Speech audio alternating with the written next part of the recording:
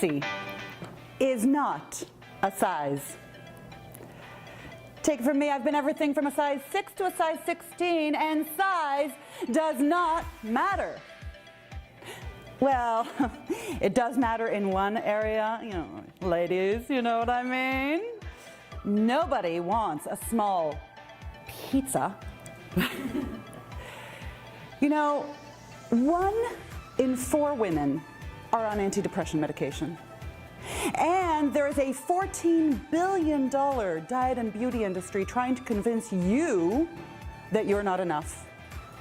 Not slim enough, not young enough, not sexy enough. Well, enough is enough. Sexy has nothing to do with size. You could be sexy at any stage, any age, any time of life, and any size of life. I'm going to teach you how to bring what I like to call your sexy quotient right up.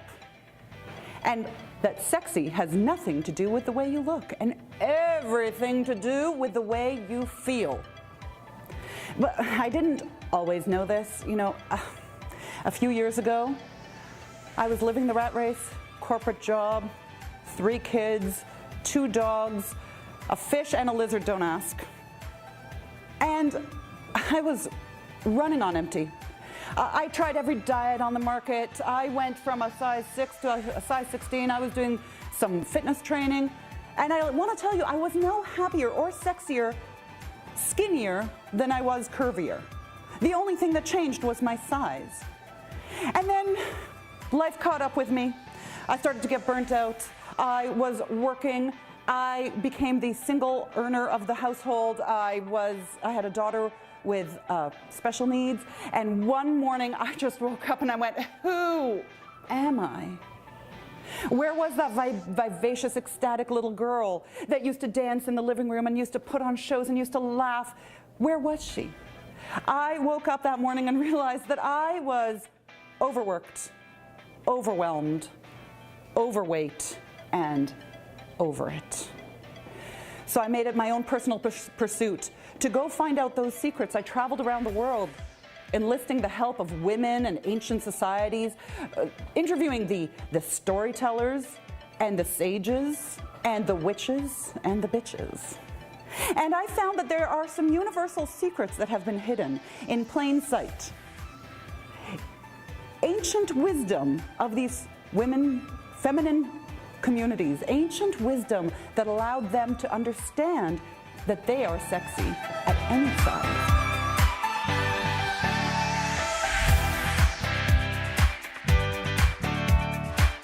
I teach workshops and training all around energy.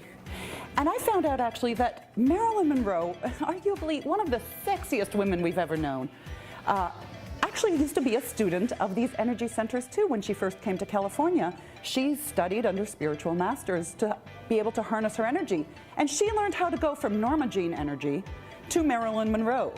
You know, Pablo Picasso once quipped that there's only 2 kinds of women, the doormat and the goddess.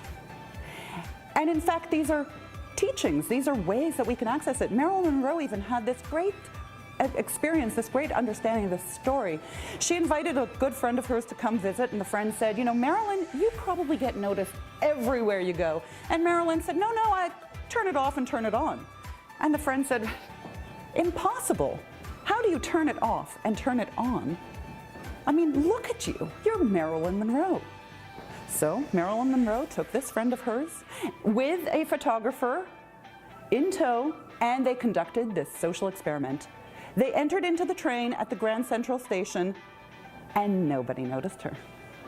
They took the train a few stops, nobody noticed her. They came up the platform into the streets of New York, and nobody noticed her. They walked down Fifth Avenue, and nobody noticed her. Until one moment, Marilyn Monroe turned around to her friend and the photographer and said, now watch this. She went inside, she shifted something within her. She accessed that part of her that had that creative, that flowing, that vibratory essence, and she shifted something within her. And within seconds, same Marilyn Monroe, same street on a spring day in 1956, and suddenly Throngs of people were coming up to her, wanting to be beside her, take pictures with her, get her autograph, just be in her presence. That, my friends, is called magnetism. And it's an energy that we can tap into. You know, it's a kind of ironic. Long before I got involved in the women's movement, I was involved in teaching women movement. I remember I was teaching a belly dance class and I had the mirror in front of me and the women behind me. And as I would teach them the movements and they would move, I would watch their faces in the mirror, and in the first week, they would be very constricted, very small. They wouldn't want to engage in those big movements. They didn't feel comfortable engaging in their femininity. And by the 4th week, they opened up a little more. And by the 8th week, they were completely expanded, flowing in this beautiful creative flow. I remember at the end of the first 8-week session, a woman came up to me and she said, you know, I just want to share a secret with you. For the last few years, my husband and I have been trying to get pregnant. We tried every specialist, every doctor, every treatment available, IVF, everything, until finally I gave up. I couldn't do it anymore, so I took this belly dance class just to give something back to me, and guess what? I'm now pregnant. You know, it works. It's just a matter of how you use your energy, who you surround yourself with, and what you surround yourself by. 91% of women polled are unhappy with their bodies, and yet the commercial, social atmosphere that we are in only represents 5% of women's bodies. If we surround ourselves with people who we inspire to be, aspire to be like, then we have a much different understanding of what our role is as women in this society. The third element of that, of the energy and how you surround your life, is also who you surround yourself with.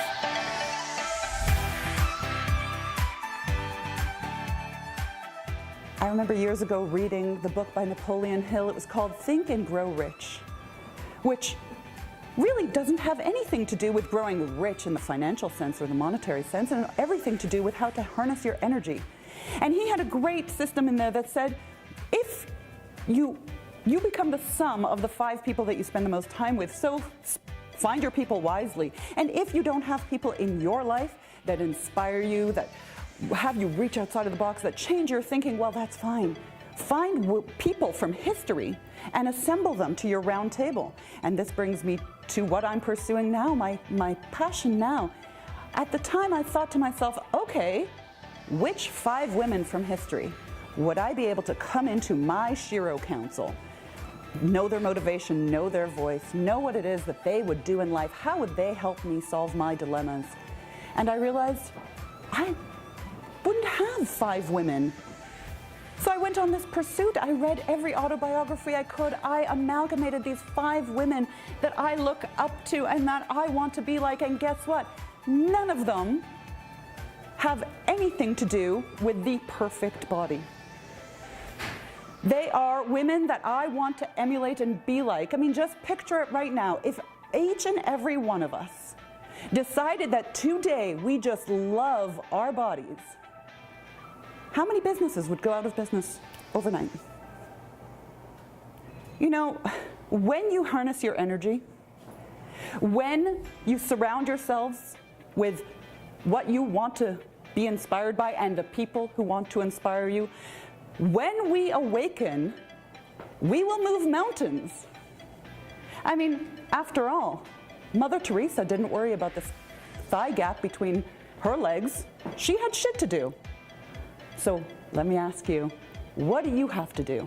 What is your pursuit? What are you predestined? What is your legacy that you'd like to leave? And keep it sexy. Bring your sexy back at any size.